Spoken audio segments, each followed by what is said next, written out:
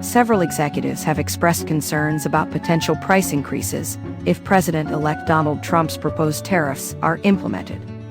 Trump suggested a 60% tariff on goods from China and a 10% to 20% tariff on imports from other countries during his campaign.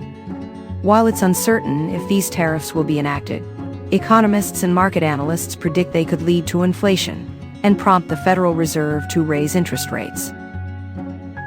Some companies have already started preparing for the possible impact of these tariffs on their costs.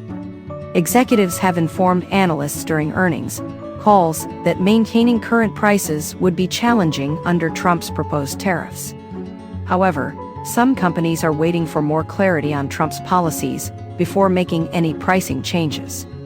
Karen Ammon, CEO of Elf Beauty, stated that they need to see the enacted policy before adjusting prices and that any new policy wouldn't impact their business until after the 2025 fiscal year.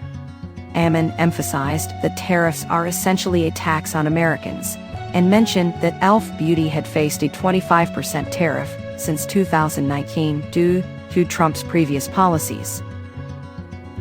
Caroline Leavitt, a spokeswoman for the Trump-Vance transition team, stated that Trump's first-term tariffs against China created jobs and spurred investment without causing inflation. She added that Trump plans to lower taxes and create more American jobs swiftly. Several companies have warned of potential price hikes if Trump's tariff proposals are implemented. Philip Daniel, CEO of AutoZone, mentioned in a September earnings call that tariff policies have fluctuated over the years, and if more tariffs are introduced, they would pass those costs to consumers. He noted that they typically raise prices in anticipation of such changes, which eventually stabilize over time. Tim Boyle, CEO of Columbia Sportswear, expressed concern about the imposition of tariffs during an October earnings call. He acknowledged Columbia's ability to manage tariffs, but stated that trade wars are difficult to win.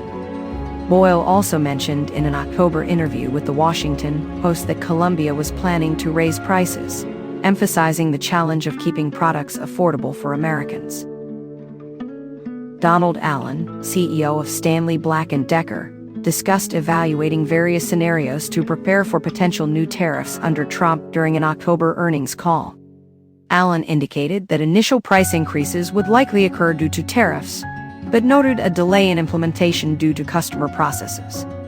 He also mentioned considering moving production from China to other countries like Mexico to mitigate the impact of a 60% tariff on Chinese imports. Steve Madden's CEO, Edward Rosenfeld, shared similar plans to reduce imports from China.